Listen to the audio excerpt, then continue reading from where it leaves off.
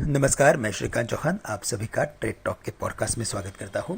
सबसे पहले हम ग्लोबल मार्केट्स को देखते हैं क्योंकि वहां के जो फ्लोज हैं वो इक्विटी मार्केट्स के लिए काफ़ी इम्पैक्टफुल हो रहे हैं। जियोपॉलिटिकल टेंशंस और यूएस मार्केट्स का शार्प सेल ऑफ इनकी वजह से आज हम एशियन मार्केट्स में भी एक बड़ी गिरावट देख रहे हैं। गिफ्ट निफ्टी भी लगभग 30-40 पॉइंट नीचे कर रहा है, लेकिन बॉन्ड यील्ड 4.96 के करीब जा चुका है। 5% के लेवल्स को क्रॉस करने के बाद हमें लगता है कि ये इक्विटी मार्केट्स के लिए और भी पेनफुल हो सकता है और भी लिक्विडेशन इनवाइट कर सकता है, और इसी वजह से बॉन्ड यील्ड के ऊपर ताज़ा ध्यान रखना ज़रूरी है। साथ ही साथ अगर हम ब्रेंट क्रूड की बात करें तो वहाँ पे हमने कुछ एक साइडवेज एक्टिविटी देखी है, लेकिन ओवरऑल अभी भी ब्रेंट क्रूड $90 के ऊपर 10 का 10 बना हुआ है। इसके अलावा अगर हम हमारे मार्केट के सेटअप की बात करें तो शुक्रवार के दिन मार्केट्स ने कंफर्टेबली 19,650 के नीचे का क्लोज किया है, जिसका मतलब यही है कि 20 डेज 50 डेज मूविंग एवरेज के नीचे अब मार्केट कंफर्टेबली ट्रेड कर रहा है। यहाँ से अगर नेक्स्ट लेवल्स देखने हैं तो 19,450 के बनेंगे, जहाँ पे मार्केट ने एक बुलिश गैप छोड़ा था जब मार्केट ने लोअर लेवल से रिकवरी की थी। तो 19,450 के लेवल्स को ब्रीच करना और उन लेवल्स के नीचे क्लोज करना यानी मार्केट्स के लिए और भी वीकनेस इनवाइट हो सकता है। तो इसी वजह से हमें लगता है कि 19,450 के नीचे हमें लगता है कि अगर मार्केट क्लोज करता है तो फिर आने वाले दिनों में हमें मार्केट में और भी वीकनेस देखने मिलेगा। साथ ही साथ ऑन द हायर साइड 19,700 के करीब मार्केट में एक रेजिस्टेंस बना हुआ है। इनफैक्ट 650 से लेकर 700 ये मार्केट के लिए एक इम्पॉर्टेंट रेजिस्टेंस जोन है, और अगर 19,700 के ऊपर की क्लोजिंग अगर आ गई तो फिर हमें लगता है कि यहाँ पे हम शॉर्ट कवरिंग देख सकते हैं जो 19,850 तक निफ्टी को लेके जा सकता है।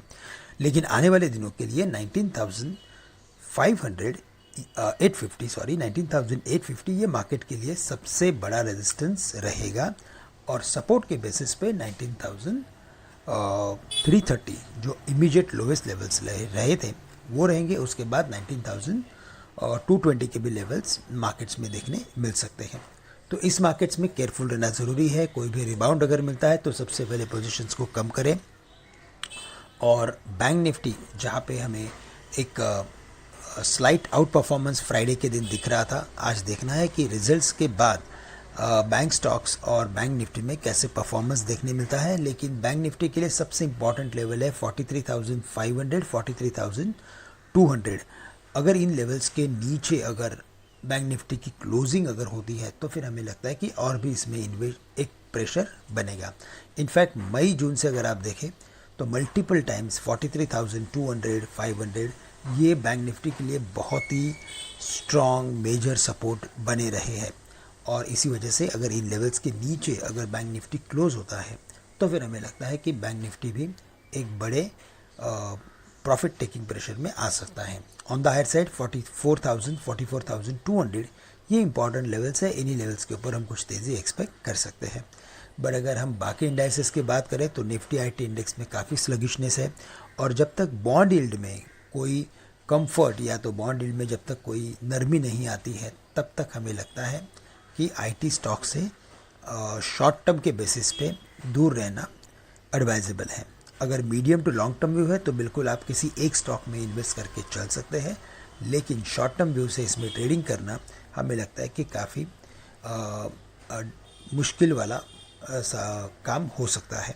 साथ ही साथ अगर हम बैंक स्टॉक्स की बात करें तो आईसीआईसीआई बैंक अभी 920-930 के सपोर्ट्स के करीब है। नंबर्स के बाद हमें देखना है कि इसमें कैसे परफॉर्मेंस आता है, लेकिन अगर मीडियम टू लॉन्ग टर्म का व्यू है तो बिल्कुल इन लेवल से आईसीआईसीआई बैंक को लॉन्ग किया जा सकता है। साथ ही साथ मुझे लगता है कि एचडीएफसी लाइफ यहाँ पे भी टेक्निकल फॉर्मेशन काफ़ी स्ट्रॉन्ग बना हुआ है। फंडामेंटल्स ऑलरेडी इसके अच्छे हैं, रिजल्ट्स इसने अच्छे डिलीवर किए थे। ये हमारे आज के पीक ऑफ द वीक में भी हमने इसे शामिल किया है, तो हमें लगता है कि एचडीएफसी लाइफ भी medium to long term view से ख़रीदा जा सकता है। तो दोस्तों आज के लिए बस इतना ही। आप सभी से मैं आज के लिए विदा लेता हूँ। आप सभी के लिए आज का दिन मंगलमय रहे। धन्यवाद।